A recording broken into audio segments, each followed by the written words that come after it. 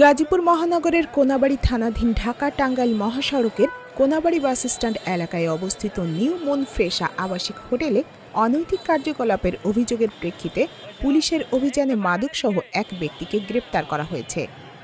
Police সূত্রে জানা যায়, সোমবার ২৪ ডিসেম্বর রাতে কোনাবাড়ী থানা পুলিশ গোপন সংবাদের ভিত্তিতে হোটেলটির তৃতীয় তলায় অভিযান পরিচালনা করেন।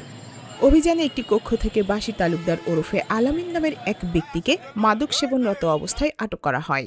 এ সময় তার কাছ থেকে ২৩ পিস ইয়াবা ট্যাবলেট উদ্ধার করা হয়।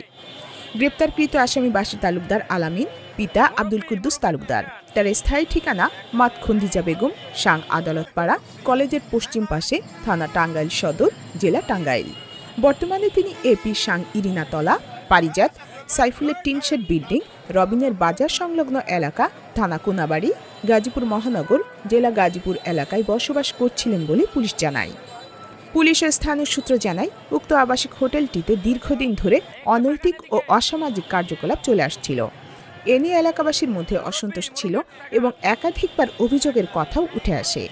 এসব অভিযোগের ভিত্তিতেই পুলিশ অভিযান জোরদার করে। এ ঘটনায় আসামির বিরুদ্ধে কোনাবাড়ী থানার মামলা নম্বর ১০ তারিখ ২৪/১২/২০২৫ খ্রিস্টাব্দে মাদকদ্রব্য নিয়ন্ত্রণ আইন ২০১৮ এর ধারা ৩৬-১ সারণীর ১০ ক অনুযায়ী মামলা দায়ের করা হয়েছে।